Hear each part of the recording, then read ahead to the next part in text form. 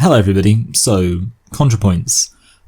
Significant to this channel, I've really had three major moments of growth for this channel. The first time was when I responded to Sean, and then Graham Linehan retweeted that response because he was having a beef with H-Bomber so I guess three different people all deserve the credit there. But apart from that, the other two times have been, first of all, when I responded to ContraPoints' gender critical video, and secondly, when I responded to ContraPoints' JK Rowling video.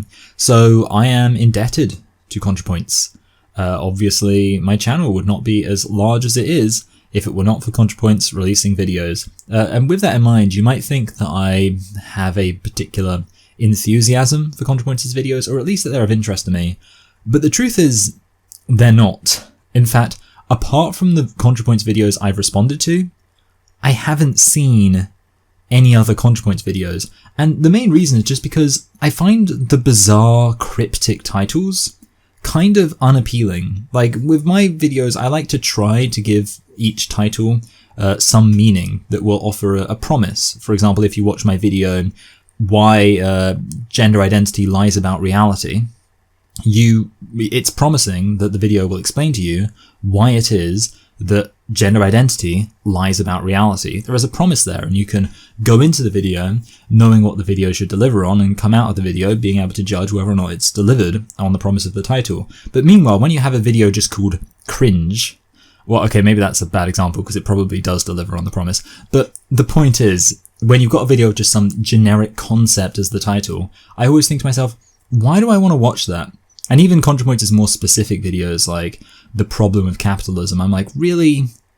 Of all the people I could listen to, do I want to listen to ContraPoints on this topic? Not particularly. Anyway, with that said, I'm aware ContraPoints has produced a few videos that touch on gender identity, or presumably touch on gender identity, to some degree. Obviously, the big major videos would, well, principally be the TERFs video and the gender critical video, both of which I have responded to. However, there are some other videos ContraPoints has produced which imply a relation to the gender identity debate, and I haven't responded to those videos, and I think it's frankly overdue that I should respond to one of those videos. And I thought about it for a while, and I thought, you know what, I'll just respond to the videos in chronological order. And again, like I say, really only the videos that at least imply some relation to gender identity.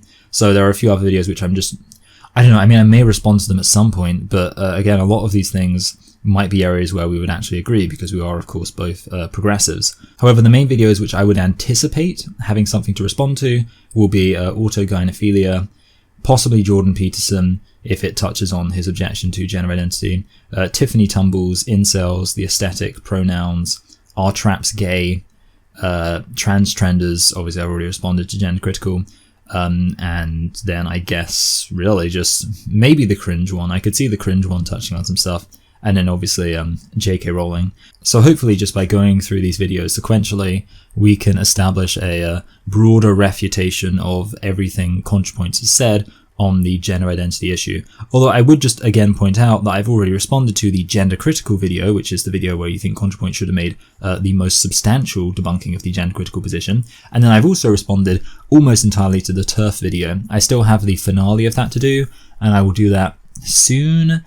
Maybe even as a I don't know, something. I'll do it at some point. But basically, the interesting thing I just wanted to say about that is that I was thinking about how in that video, a really interesting thing is how ContraPoints doesn't strawman the gender critical position at all. Like, there really isn't a strawman of the gender critical position in the TERFs video, but the consequence of that is that you just end up with the side that ContraPoints disagrees with looking incredibly reasonable. And I almost wonder if that is possibly one of the reasons why ContraPoints has gone on to take that video down, because it is really interesting when you look at that video and you're like, oh, ContraPoints seems to actually be able to understand gender critical ideas, at least enough to present them fairly, but not well enough to actually refute them, because within the video, ContraPoints presents gender critical ideas fairly and then does a bad job at refuting them. A lot of the time even ignoring arguments that are made in the video. So ContraPoints makes a gender critical argument and then just ignores it. And it's like, that's It just seems like such an unnecessary cell phone. Anyway, point is, it's turning over a new leaf. We'll ignore the cell phone that was the TERFs video. You know, it's been deleted. It's done. I mean, it's not, because I have a copy of it. But we'll proceed. This is the new canon of ContraPoints takes on gender identity. And yeah, like I say, we will be starting with Autogynephilia. So again, just to clarify, I'm going into this completely blind. I have not watched this video before. I'm going to take everything as it comes. I also have no idea how long it will take me to respond to this. I anticipate there's going to be a decent amount of kind of skits where no arguments are actually going to be being made. So that will allow me to cut some stuff out and also give me time to eat the French toast I still have to my right now as I'm speaking. It's a theory that contradicts what almost all trans women say and believe about themselves, and affirms the common prejudice that trans people are really just sex perverts, which... Just for the record, I'm not opposed to theories that contradict what trans-identified males think about themselves.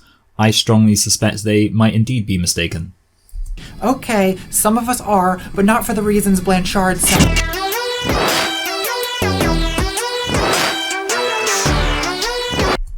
This is, it's probably from something else, actually. I just recognize it from Rick Dangerous, but I think it's probably based on something else.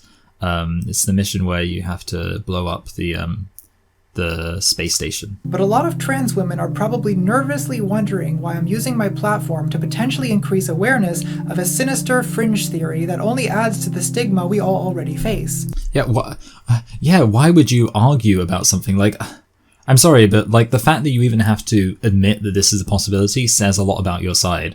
Like, you are a channel that is supposed to, I guess, be educating people on why it is that gender identity extremist views are correct. You shouldn't have to be justifying why it is that you're responding to criticisms of the ideas you uphold. I just don't really understand the mindset of any kind of ideology where the assumption is that you should, where possible, not engage with criticisms of that ideology. That just seems very counterproductive to me. I've had several conversations with academics and journalists where it becomes clear that they believe in Blanchard's theory, even if the cowards won't admit it to my face. So, as I see it, the damage is already done. What's needed now is an accessible, convincing...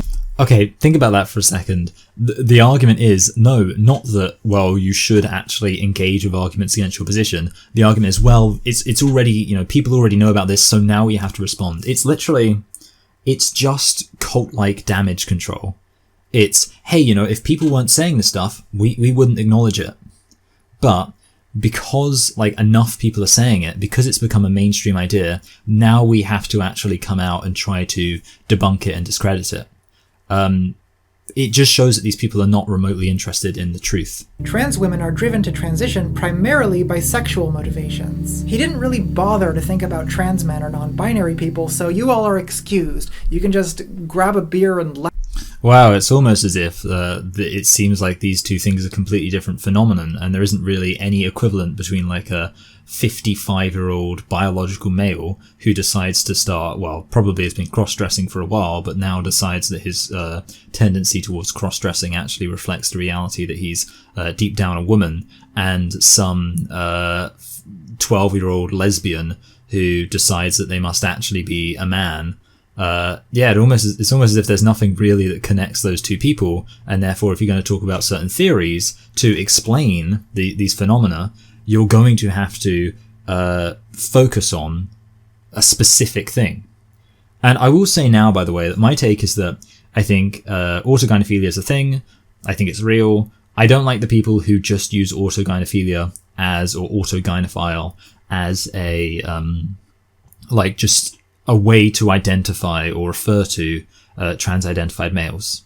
Because my take is I don't think all trans-identified males are autogynephiles. And also I would say that I think a lot of them are autogynephiles to varying degrees, but there's something else going on as well. I do think that there definitely is, in a very large number of cases, I wouldn't say all cases, but definitely a very large number of cases for trans-identified males, something fetishistic to it. I wouldn't necessarily say that it is in the majority of cases the prevailing reason for trans identification. I would say in some cases it probably is, and in some cases it may well be the only reason. Ultimately, if ContraPoints really wants to refute my position, which obviously I appreciate would not have been the intention of this video, but if this video does end up refuting my position, then it will have to show that autogynephilia isn't even a relevant factor within the kind of parameters that I just specified then. So I'll be interested to see. Blanchard claims that trans women can be divided into two types of men. And yeah, I know, just hold your objections for the end. No objections here. The first type are the homosexual transsexuals. These gay boys cannot get enough dick, and who can blame them? Okay, side note, I just want to clarify another area I disagree with Ray Blanchard. I think a lot of time there's going to be actually an overlap. I don't think these are two different groups. So obviously the claim was that there are same-sex attracted biological males who become trans-identified, and then there's, as a separate group, biological males who are attracted to the idea of themselves being women, and it's a fetishistic thing. I actually suspect there's kind of I would, for example, sort of assume that if you're attracted to the idea of yourself being a woman, part of that might extend to wanting to have had sex with by a man. So yeah, I would say that if anything, it seems to me like there's probably overlap, and it's not really two distinct groups anyway. But first I want to acknowledge that there does seem to be some observational validity to the claim that trans women tend to fall into one of two clusters of correlated traits. Okay, I was wondering when it said I'm going to acknowledge some degree of validity. I mean, I think there's a lot of validity to this, so it'll be interesting to see whether any other validity to what's being said is acknowledged. I mean, actually, no, I'll throw it in now just to see if ContraPoints does acknowledge this. I'll be interested to see if ContraPoints acknowledges, like, you know, the whole sissy thing. Like, the fact that men being attracted to the idea of themselves being feminized and becoming women is just, like, an obvious thing that does happen. And obviously, within that context, I guess ContraPoints would have to argue that this just doesn't happen for trans-identified males, which would kind of seem weird. Like, to me, it just seems so self-evidently. I was going to say obvious and evident. It just seems so self-evidently obvious that, that, like, if you have biological males who obviously have a feminization fetish, and you have biological males who identify as women, like, how can you possibly even argue that these two things have nothing to do with each other? That you're saying, oh yeah, sure, there are biological males who are attracted to the idea of themselves being women, attracted to the idea of themselves becoming women, but as soon as they actually start to consider the idea that they might be women and start to identify as women, suddenly, no, it's completely absurd to suggest that they have some kind of attraction to the idea of being seen as women. Unless you're going to argue that, like, the whole, like, sissy thing, sissy fetish, sissy hypno, whatever. I do remember a really funny tweet I saw one time. It was like, people have assigned sexes, and this is, you know, or people have their biology, and this is called, you know, their assigned sex. And people also have a gender identity, and this is called watching hypno sissy porn. But yeah, that's kind of the thing. Like, are you going to deny that hypno sissy porn is the thing? Anyway, sorry, I realize that this is just one massive tangent off of me saying I'd be interested to see whether or not ContraPoints is going to acknowledge this. But yeah, if ContraPoints does acknowledge it, then it would seem to be, you'd have to admit that autogynephilia is a thing. So, I don't know, like, is ContraPoints going to acknowledge that? But so far, ContraPoints is acknowledging whatever it is ContraPoints is about to acknowledge. So let's see what ContraPoints is about to acknowledge and whether or not it's even particularly substantial. Without even leaving my circle of acquaintances, I can think of a trans woman who followed all the cluster A patterns but now dates women, and a trans woman who followed all the cluster B patterns but now exclusively dates men. Yeah, I mean, this is why I think, like, that's the thing, like, if this video is just going to argue against, like, the strictness of this kind of dichotomy, it's not that interesting. So yeah, hopefully it kind of gets a bit more interesting. Blanchard, however, takes homosexual transsexuals and autogynephiles to be two sharply distinct types. Which is exactly what I said I don't really think makes much sense. So it's kind of like, I guess, in terms of debunking this one guy, yeah, you might have a case here. I mean, if you do have a case, that's fine, because I would be inclined to agree with you that I don't think this Ray Blanchard, I do know who he is. I'm saying this Ray Blanchard as if he's like a guy I've just been introduced to now. But I don't really think that this is something I'm on board with as a notion. So yeah, I guess if you do debunk this one guy, that's okay. It doesn't really amount to that much. With two completely different psychosexual motivations to transition. In fact, actually, sorry, just really quickly, if your whole issue is that like this idea is becoming more popular in like circles outside of Ray Blanchard, because that was the original reason you said you were responding to this, because you're seeing other people accept these ideas. But it's like, I think you would probably say that I fall into the category of somebody who accepts these ideas, even though I don't fully agree with what Ray Blanchard says. I clearly think that autogynephilia is a very relevant thing when talking about why males are trans-identified. So I would assume that you would consider me to be under this. So if your goal is to counteract the popularity of this concept of being an autogynephile, you can't just focus on Ray Blanchard, because it's possible that lots of people, like myself, might agree with this idea of autogynephilia being a very relevant factor when it comes to transition, while not agreeing with the strictness of what Ray Blanchard lays out. But fortunately, Blanchard has an airtight response to that, namely that trans women who disagree with him are f***ing liars. I mean, that's really the scientific ideal, isn't it? Oh really? I can't believe that somebody would say that a biological male who tells you they're a woman is a liar. A theory that can't be falsified. It's perfect.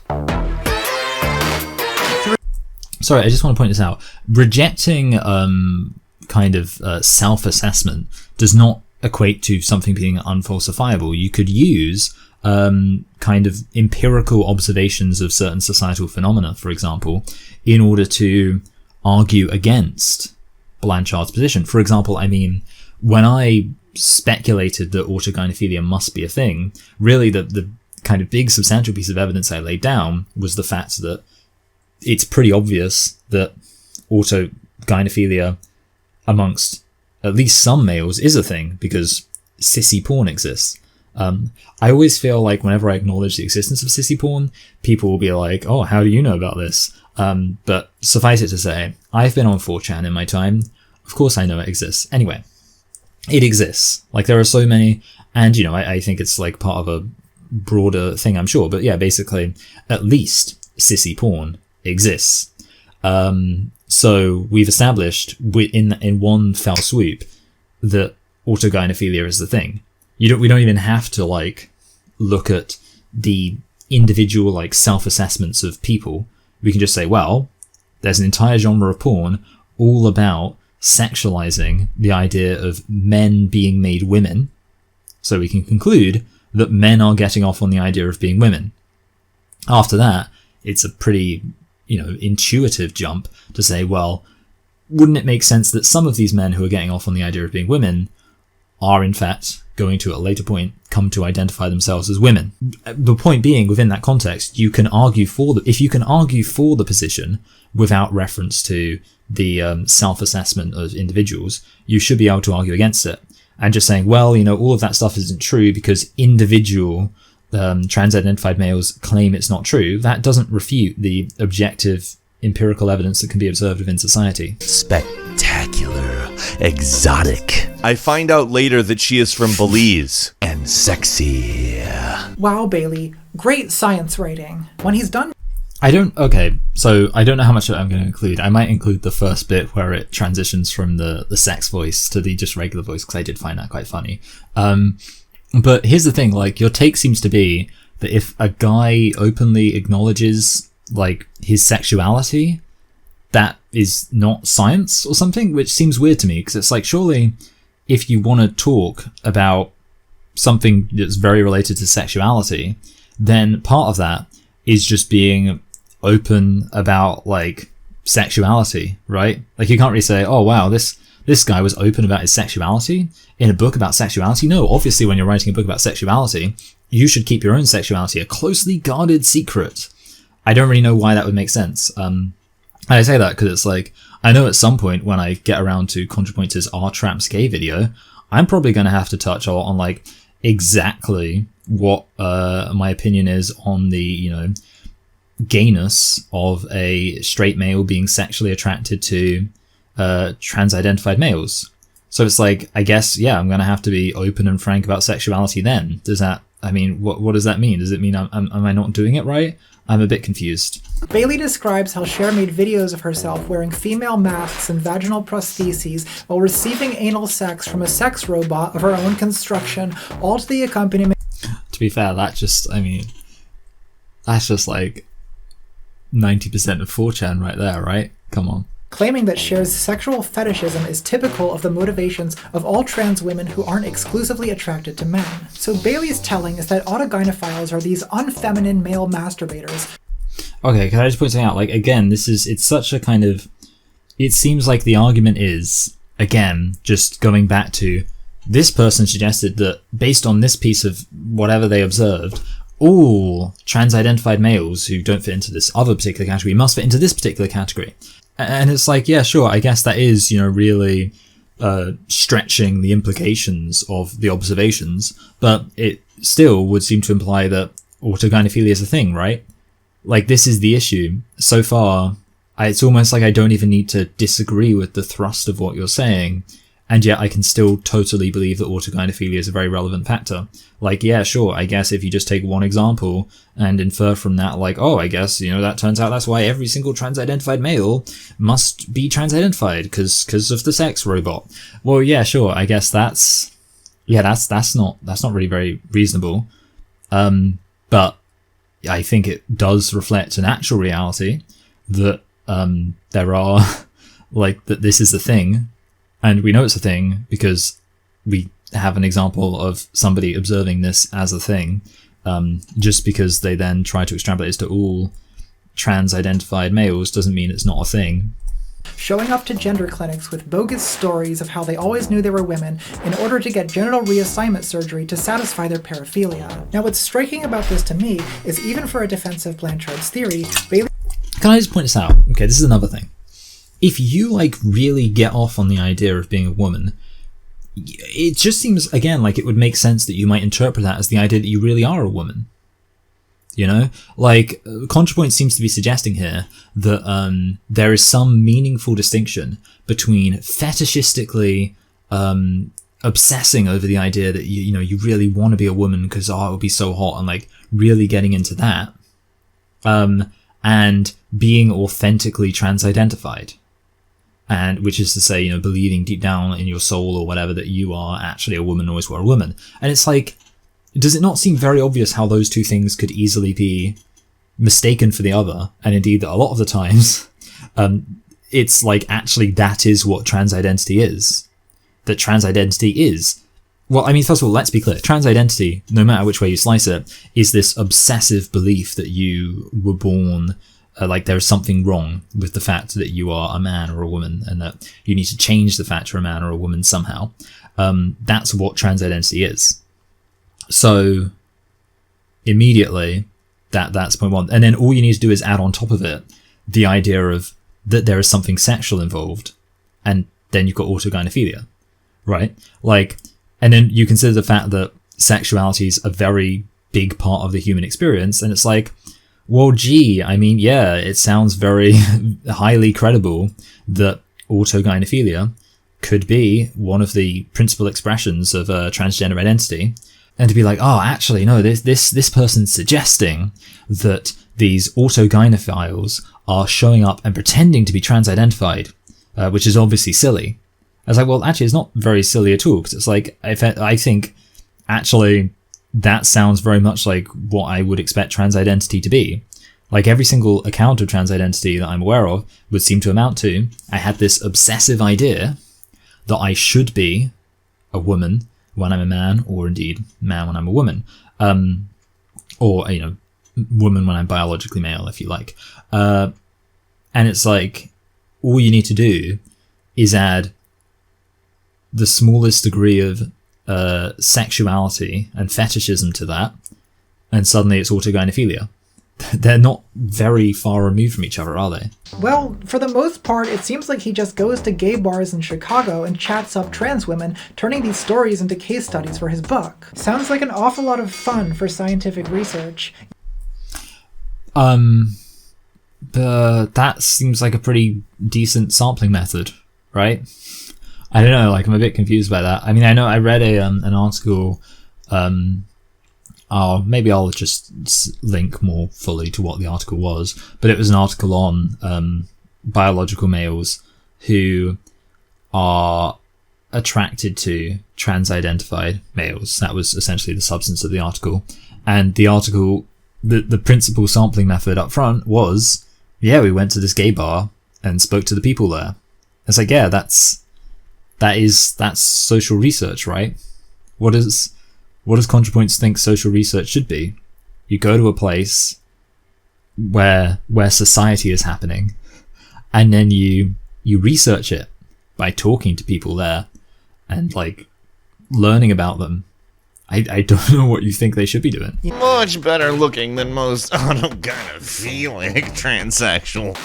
We appreciate the feedback, Bailey. We really do. But Again, like, I just want to say that being open and frank about attractiveness is also something worth considering if you're talking about sexuality. That's it. I just hate that the male sexual perspective is so powerful that it gets to call itself science. It's not that there is no objective truth, it's that this represents a very narrow window on it. Would it? I mean, sure, but like, you must be aware that so many women are also like intensely, like, it's a strange take, especially considering the fact, and obviously I realize this is a relatively recent thing that ContraPoints would not have been aware of when making this video, but the fact that like one of the substantial beefs in the gender critical community right now is that lots of men, and almost exclusively men, and possibly even Ray Blanchard, now I think about it, but I might be wrong about that, have come out and said that men being autogynephilic is not a big problem in itself, and kind of like expressing a lot of sympathy for the idea of men being autogynephilic. And it has been women coming out and saying that no, they think the idea of men being autogynephilic is intrinsically demeaning to them as women. So it's kind of strange to act as if this focus on autogynephilia is unique to men, when right now actually the people who are really kind of concerned about autogynephilia are overwhelmingly women. So ultimately, I'm all for acknowledging the biases of people based on their identities, but I don't think you have a very strong case for arguing that this whole thing about autogynephilia exclusively comes from the perspective of straight, white, cis-het men, or whatever you're saying. Also, just as an aside, there was a comment earlier on which happened, and I didn't feel the need to respond to it, but I just want to say no, which was basically... I mean, it's kind of the reason I didn't respond to it is because it was basically ContraPoints calling, like 55-year-old males who decide that they're women all of a sudden old lesbians, and it's like no, and called younger, like in their 20s, trans-identified males who are attracted to men, straight girls, and it's like no. It's effectively a straight cis man announcing his discovery that young straight chicks are hotter than middle-aged lesbians. But yeah, there we go. I guess that's why I didn't respond to it, because that's all there is to say. No. Anyone care to hear a different perspective? Well, how about women? How about all the women talking about this? Also, sorry for pausing on such an unfortunate face. Mine.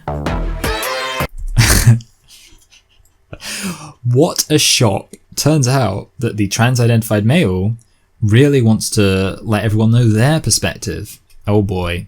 Whoever said that there is a strong association between trans identity and narcissism? Not me. I do find that kind of funny though, because it's like I literally just got done saying, as a man, hey, maybe you should consider elevating and listening to the experiences of women. And then ContraPoints comes out like, no, here's my perspective. Okay. Even if we could prove that Bailey gets together every weekend with Blanchard to sacrifice a trans baby to Beelzebub, it would still have no bearing on the scientific correctness of the theory. That's a good point. Yeah, you can't just like attack him for being, I don't know, like whatever you think, obsessed with girl dick or whatever. No, you got to actually argue against what he's saying, which, I mean, again, like you've done a decent job at kind of arguing against like the absolutism of what he's saying, but you really haven't refuted this idea of autogynephilia at all, which, again, I mean, I said it before, didn't I? It's like you, with these videos, you like to imagine there's a kind of promise that if you look at the title, it will kind of fulfill, like, you know, if you watch the video, like, oh, it will refute autogynephilia. Instead, it's, you know, not really delivering on that. And two, many trans women have reacted to Bailey and Blanchard with extreme vitriol and personal attacks. Well done for acknowledging that when trans-identified people react to this, it makes it look like they've got something to hide. It does seem very strange and peculiar that trans-identified people are so unwilling to acknowledge any degree of like a fetishistic aspect to this. It makes it seem like, oh wow, maybe it's just like, ooh, fetishistic if they're getting so upset at the suggestion that there's anything. Like, really, if that's the thing, like, if this wasn't a big part of it, considering the fact that we know it's got to be at least some part of it, and it's just so self-evident that it has to be a part of it. If it's not a big part of it, why are they objecting so much to the suggestion that it's a small part of it? I think the answer is because they know that actually it's a huge part of it, and that the more it becomes acceptable to talk about the reality that this is a fetish, the more it's going to become apparent just how much of a fetish it is. Resulting in the widespread perception that a bunch of triggered PC cocks are throwing a narcissistic male entitlement temper tantrum. Now here's my perspective. And how scientists are being silenced by PC cocks, that she doesn't bother to check how good Bailey's science really is, and ends up affirming the autogynephilia. This is just like that time when Galileo didn't even have good science, because like actually there were lots of things in his model he couldn't explain, and like stupid atheists now think that Galileo is like this martyr for science, and it's like, no, he actually had like a lot of his ideas just weren't in keeping with the observations of the time, and ultimately he ended up getting dunked on just because he couldn't defend his viewpoints. So there we go. I don't know why I just felt I really don't like the Galileo worship. Like, I'm not saying he wasn't like a decently smart guy. It's just that the main reason he was persecuted was literally because anytime people made legitimate criticisms of his ideas, he responded like a complete knob. Remember, according to autogynephilia theory, many trans women are erotically fixated on themselves, from which a dishonest person can make a conceptual leap to saying that they're narcissists. To be fair, I don't make a leap from that. I just make a leap from everything that they say and do. That's where I make my leap that they're narcissists. And hence, any trans woman who raises her voice in this conversation is accused of exhibiting narcissistic rage emanating from her wounded male ego. Oh, we got some Jordan Peterson. The reason why like people think that you're narcissists is because of how obsessed you are with yourselves. It's not just like, what do you think it is? Like, that just because you object to stuff? No, like, lots of people object to lots of ideas and they don't get called narcissists. There's a very specific reason why people like you are called narcissists, and it's because of your narcissism. Furthermore, like so many other professors in recent academic freedom controversies, Blanchard and Bailey being ruthlessly silenced by PC cocks has not really... Oh, by the way, I was right. It was Ray Blanchard. I was just checking. And he was on the mess we're in, and he made a comment on autogynephilia, and it caused a lot of controversy because, like I say, he was very much in the camp of like, oh, men being autogynephilic, it's not so bad. And then lots of women came out and were like, no, we're not a fetish, shut up. So yeah, that's just like further to establish this idea that it's not as if this is just a bunch of men who are obsessed with this autogynephilia thing. For lots of women, it really matters too, to the extent that even when Ray Blanchard, who obviously started this whole thing, kind of basically says, but it's not like a huge deal. Lots of women who have now actually recognized this as a way to describe a reality they've observed are now saying, actually, no, it is a big deal. So yeah, this isn't something which is limited to the perspectives of men. So let's just leave the drama behind and dive right into that question, pursuing the pure light of truth, as we always do on this channel. Always do on this channel after, okay, I guess it's not too bad. 13 minutes, a little bit. Let's hope we actually, so we've still got a decent amount of time. To be fair, like, there's still quite a bit of time left to really get into some proper arguments, so I don't know, we'll see how long this ends up being. It could be quite dense from here on out. Relying only on the facts, the figures, the scientific studies. Just kidding. You came here because you wanted filth. And I'll give you filth, Bailey. I know that's what you... Okay, so it turns out that actually where I said like, oh, it's going to get into the actual arguments and stuff, that was a joke. Like, literally, it was a joke. And now I feel like a fool. I feel like the joke has truly been on me for thinking there would actually be a substantial argument. The feminine essence theory says that trans women are female souls in male bodies, that we are women from birth to death, and that transition is merely an effort to make our accidental exterior match our essential interior. People like Draeger will tell you that trans activists dogmatically adhere to this theory, and that anyone who challenges it will be pursued by a ruthless witch hunt. And of course, the only way to challenge it, we are told, is to defer to Blanchard's typology of homosexual and autogynephilic transsexuals. That's not really true. The only way to challenge it, like, just challenge it because it's nonsense, right? You know, like, believe me, lots of people are challenging this without looking towards this Blanchard guy. There's no such thing as a feminine essence or a masculine essence. There's only biology, habitual behavior, and the way... Oh wow, there's only biology. Oh boy. That's the kind of thing which you wouldn't want to be saying now. Like, I feel like this video was made back in a time where things were considerably less insane. This is like pre-JK saying that that biological sex is real was considered controversial. Way society responds to you, all of which can be changed quite a lot, and all of which are currently changing. Biological sex changed quite a lot? I don't really know. But that's not quite the same thing as essential womanhood, which intellectually I don't think makes sense. I think it's heartwarming gibberish. But there is also, I think... I like how you think it's heartwarming. Like, I think misogyny is heartwarming. I mean, okay, credit for recognizing misogyny doesn't make sense, but you have to be so enthusiastic about it, aside from that. Sometimes you have to explain what it means to be trans to a person who believes that dogs go to heaven. And in most circumstances... Oh my god, like, that makes no sense. Like, I mean, I would say most of the people who would believe nonsense like that are the exact kind of people who would already accept the idea of being trans. The majority of people who are going to have to explain what it means to be trans are, I think, more like people like me who just believe in common sense. And yeah, saying, oh, we've got a feminine essence, that's not really going to work. But the useful platitudes become a problem when more analytically minded people start putting these things under the microscope, and then they end up concluding that trans people are just fetishists. You know, I would probably accept the label of an analytically minded person. But I mean, this is kind of the issue, right? Like, yeah, sure. The nonsense stuff is easy to refute, the woo-woo is easy to refute, but then even when you get to like the actual, like, oh, that's the hardcore science, it's the real kind of theories and stuff, it's like, oh no, it's worse. Like, please just go back to saying you've got female souls, goodness me. And shortly before I transitioned, I made a whole video about that, if you're curious. The gender dysphoria video. I do remember that video. And I wonder if it would be worth responding to that video. I mean, I know I was already like, oh, the deleted videos, but, you know, maybe I will at some point. I'm sure I could find it. It's got to be somewhere. I found the TERFs video. You have to keep in mind that transitioning is not just for the bedroom.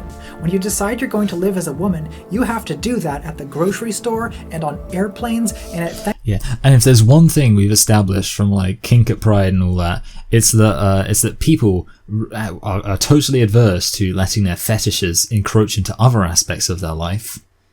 Yeah. Though, yeah, like I assume the argument here is going to be, or maybe is being, I'm kind of half paying attention, that ultimately, you know, like it's not just a fetish because it affects other aspects of your life too, outside the bedroom. And it's like, yeah, nobody's saying it's not a pretty involved fetish, right? Like, I mean, that's the thing, like, a lot of the time it is just a fetish that remains within the bedroom, but it's not unreasonable to think it could extend beyond that too. And, you know, like, I get that sometimes people have a completely different thing from, like, in the streets versus in the sheets, but sometimes actually the two things are the same. And, yeah, it's not unreasonable to think that a fetish could become more broadly encompassing of somebody's whole life. Thanksgiving dinner with your family, if you even still have a family. It's kind of hard for me to imagine why someone would do that just to gratify a masturbatory urge. But, really? I mean, you can't understand that? You can't understand that sex drive is a very powerful thing? Like, okay, here's what I'm confused by, okay? People go to prison for years for sex crimes, right? Like, your logic doesn't make Your logic makes no sense. You're saying, like, I don't see why anyone would go through a bad thing in order to gratify a sexual urge. It's like, okay, goodness me, like, I hope you're never on the jury in, like, a sex crime or something like that. But I don't think this could have happened. After all, this is going to have implications on their life far beyond the bedroom. Why would they have done it? Must be innocent. No, yeah, people, sex drives are very powerful things that cause people to do all sorts of stuff. If this is your argument, it's not a good argument. I didn't even anticipate this being your argument. So yeah, basically, the argument is, just to be absolutely clear, it can't be a fetish because it extends to all aspects of your life. Yeah, that does not contradict it being a fetish at all. Like, literally, just observe human beings, right? The problem is, autogynephilia is not a good description of that connection in most cases, and it certainly isn't in my case.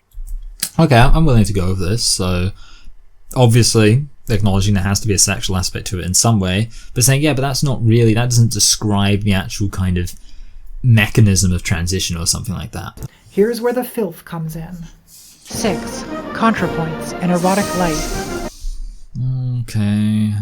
But remember, by the way, guys, remember, it can't be a fetish if it extends outside the bedroom, say, for example, onto a YouTube channel with, millions of people watching. Yeah, no one would ever do that, would they?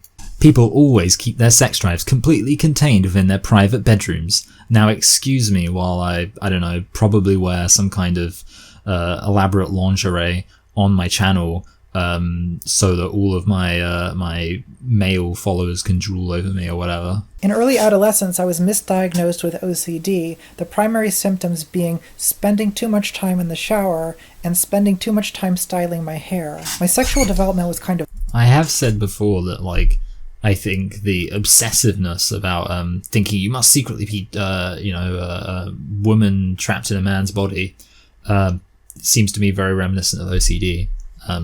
Especially things I think I could possibly have something somewhat similar to OCD with my health anxiety, but whatever. In my late teens and early 20s, I was a long-haired, smooth-chested androgyne, which suited me well. It was a... Okay, like, I mean, this is all sounding very much like it's building up to, the sissy hypno stuff. What I liked about it was the way that dressing like a woman changed the way partners interacted with my body, how they would kind of treat me like a woman. I fully acknowledge that a lot of the feminization... That sounds pretty autogynephilic, right? I'm sorry, but okay, fine. Okay, no, this is supposed to be showing that it wasn't autogynephilia, so let's keep going. Was pretty fetishistic. There was a lot of short dresses and thigh highs, and occasionally also a...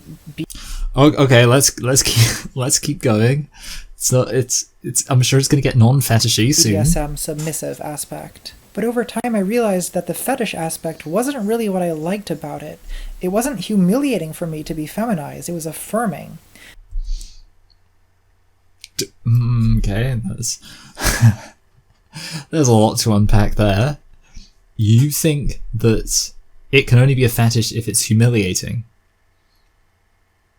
That doesn't make any sense. I mean, no. People have fetishes that aren't humiliating. That's just, I don't know how to respond to that. Like, it wasn't humiliating for me to be, I just don't know how to respond to that.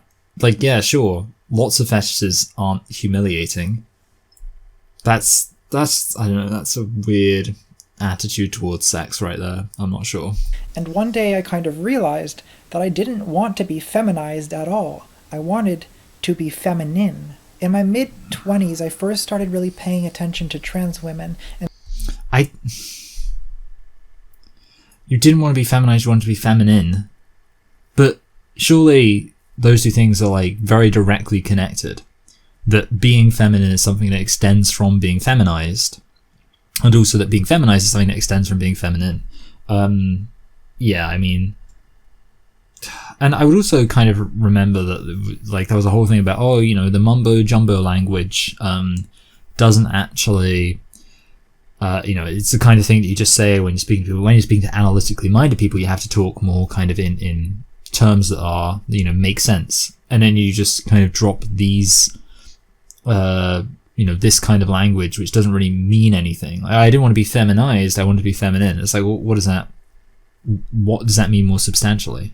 And the mere visual image of a woman no longer turns me on the way it did. Instead, I need there to be a certain kind of interpersonal connection. I don't masturbate at all, and I haven't come in months. Okay, sorry, that's an interesting thing to pause in the middle of. But the thing about you don't find the idea of a woman attractive. You need there to be a personal connection, or an interpersonal connection, would suggest to me that, again, your sexuality is one that is principally defined by yourself in relation to womanhood, right? Like, that's basically what you're saying. When you're saying there needs to be an interpersonal connection between you and a woman in order for you to feel some kind of sexual fulfillment, you're saying that your sexuality is that of an interaction between yourself and womanhood, that sounds kind of like autogynephilia, right? Again, whatever. Someone, please fuck me. I guess the critical thing is that I've been wearing women's clothes, my clothes, for 7 consecutive months, and I have been turned on by it for 0% of the time. So the idea that I'm some kind of transvestic fetishist is ridiculous. And I'm not turned... Okay, I'm going to try and take this, at face value. So apparently ContraPoints has been dressing up as a woman for a while and not felt any kind of, being turned on by it. Now, first of all, I mean, it could be possible that would be true. Like I say, you don't have to argue every single trans-identified male is an autogynephile. However, it's really difficult. It's really difficult to believe that, frankly, considering how much ContraPoints displays an overt kind of sexuality. Particularly in like choice of clothing and things like that. It's a lot of it's very exhibitionist. And I would also point out on that note that ContraPoints has already said that there is a relational interpersonal thing going on with ContraPoints' enthusiasm for anything sexual. And within that context, it would seem quite probable to me that just dressing up as a woman in isolation, that might not turn you on, but what about when that extends to your, your actual interactions with people in life, I don't think it's necessarily, when you talk about autogynephilia, I don't think you should assume it's as simple as just dressing up as a woman instantly turns you on. But I imagine there is an aspect of being seen as a woman, being viewed as a woman, that's where the fetish comes from. So ultimately, I mean, this just isolated statement of, well, I dress up as a woman and it doesn't turn me on, could not possibly even, by any means refute the entire notion of autogynephilia as a thing.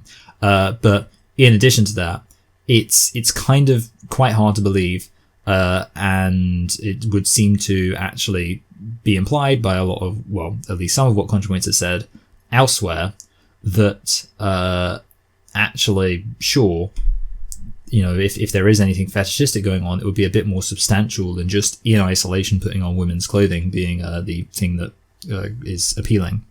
But I'm not like, I have tits now, that's so hot. I mean, it's kind of hot. But it's more about other people being into it than it is about me being into it. Yeah. I mean, maybe I'm off here, but that's kind of what I assumed autogynephilia was, right? Like, it's not just the idea of you being, I don't know, on your own in a desert island turned into a woman. It's you being turned into a woman and experiencing that in a society. That's like, yeah. I mean, sure. I don't know how to respond. Like, that's just kind of what I always thought autogynephilia was supposed to be.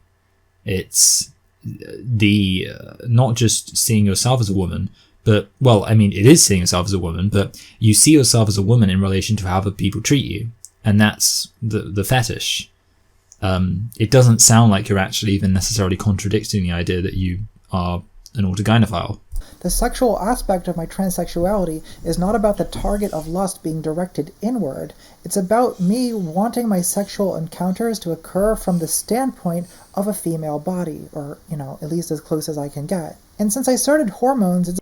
No, but that doesn't really make sense, though, because what you're saying there is that your sexuality is wrapped up in you and how you approach the sexual interaction as an individual.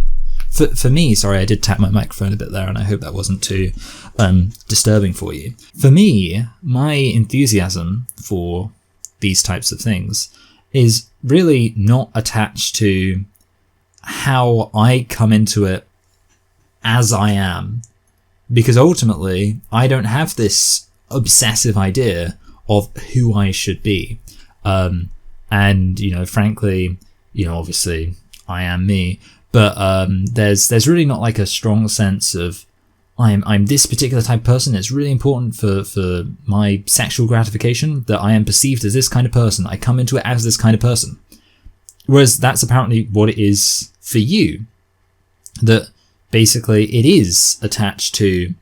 You say it's not about being turned inwards, but you're also saying that the main thing is how you are coming into it as a partner in this thing. That essentially what you're saying is that it's not, for example, that having sex with a man is appealing for you. It's that having sex with a man, while that man perceives you to be a woman, and you assume a more stereotypically feminine role in that sexual encounter, that's what's appealing to you. And that would seem to perfectly cohere with what I get the impression autogynephilia is supposed to be describing. So yeah, it doesn't seem like you're actually, again, it seems like a lot of this is not actually suggesting that you don't have autogynephilia. It's about my sexual desires coming from this psychologically female place of vague bisexual interest activated by interpersonal connection. But again, this just sounds like what you're basically saying is, you're saying, literally, it's like, my lust is not self-directed, and then the rest of it is just me. It's about me and how I'm perceived and where my lust is coming from and where what I'm bringing into it is coming from and how that reflects me, and it's all very self-centered. Now, I've read enough Blanchard to know that this description in no way lets me off the hook for autogynephilia. Oh, okay. So, Jesus, that was pretty pointless then, wasn't it? You know what? Okay, I'm not sure exactly what's about to be said. Okay, I'll see what else is about to be said, but this may be where I end the video. Hello, everybody. So that was the end of the video. No, it wasn't. That was about halfway through the video, and I checked and I was like, you know what? Yeah, okay. I think the next thing that's about to be said is a good place to kind of get it started again. I tell you what, ever since I got this mustache, I don't know if there's like a mustache-oriented autogynephilia, but whatever that is, I've got that. It's just feeling myself, just knowing I have this mustache, gives me so much enthusiasm for myself. I finally feel like I'm being myself, and oh goodness me, does that give me the tingles, or whatever. I tell you what, another thing I like about my mustache is that, so it's kind of, it is a thing. It's like, it doesn't really come up well in this camera, which actually is a sort of nice thing about having maybe not the best quality camera, but I sort of have like a mustache gap. Like, it really does kind of thin out in the middle, which I do like, because it sort of makes me like a reverse Hitler, like I couldn't even have that mustache if I tried. If I shave this bit off, these bits off, there's nothing there really. It looks like a pair of trousers. So yeah, I mean, ultimately I guess I would rather have a fuller mustache, so maybe that's kind of the more kind of transition-based aspect of my mustache-oriented autogynephilia. I think to myself, I want, I feel like I'm a bushy mustache person trapped in a a kind of slightly thinner, less impressive mustache person's body. Anything else to say in this video? How about this? If you enjoyed this video, why don't you comment below to let me know what you think? Actually, no. Comment whether you enjoyed this video or not. If you enjoyed this video, like it. If you had any opinions about this video, comment below to let me know what you think. Subscribe if you haven't. And I don't usually say this actually, but get the bell on so that you get a little notification. And then that way, if it's any time other than 5:30 on a given day, you can say, oh, he must have had something going on there, either laziness or technical difficulties, because I'm supposed to get my videos up at 5:30 when I get them up, which actually is Tuesday, Friday, and Sunday. I also have another channel actually, which I will just give a brief mention if you want to check that out.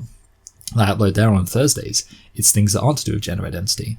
What else? I suppose I thank you if you give on Patreon. I do appreciate it more than you could possibly know. And I feel ever so slightly like having my hair like this is actually kind of a slightly feminine way of having my hair. I'll just say thank you to my current patrons. In addition to their names scrolling past on your screen right now, I would like to give a special thanks to last month's patrons, Kaiser, Mojave, Bianca, Anon, Devon, and Jillian. You're all very appreciated.